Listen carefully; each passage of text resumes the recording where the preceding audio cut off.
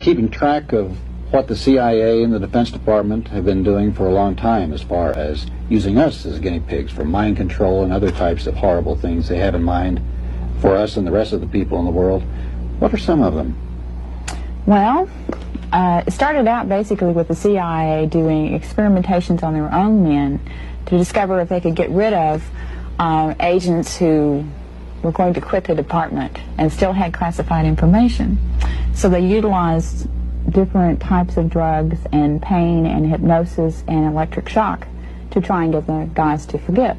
Then they also did experimentations to using different chemicals to see if you can induce a person to commit a crime or induce him to do that or to do this. Of course, the CIA claimed that it didn't carry it through. The documentation we got was actually that they did that. Then we came across the overall project called MK Ultra. Its earlier code name was Artichoke, and that included 149 sub-projects. 149. Yeah.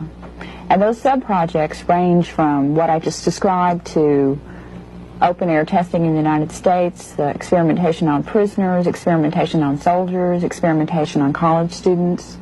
Would these people know they were being experimented on and gave their approval? No, except for the quote-unquote voluntary Army soldiers. Oh, yeah. And the way the voluntary Army program worked is it started in 1959, and the guys were just told that they would be doing experimentation on new weapons, right?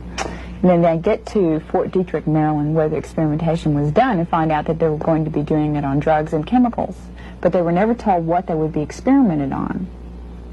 You know, they just knew that they went crazy for a couple of days or so forth and so on, and then years later have similar things to the guys who had Agent Orange, because there's one chemical that was used called BZ, and it's 100 times stronger than LSD. It's a very gross drug that causes a person to totally go out of his head for at least 12 hours, sometimes up to 2 to 3 weeks, where he doesn't even know where he is or who he is. Are there residual effects to BZ? Yes.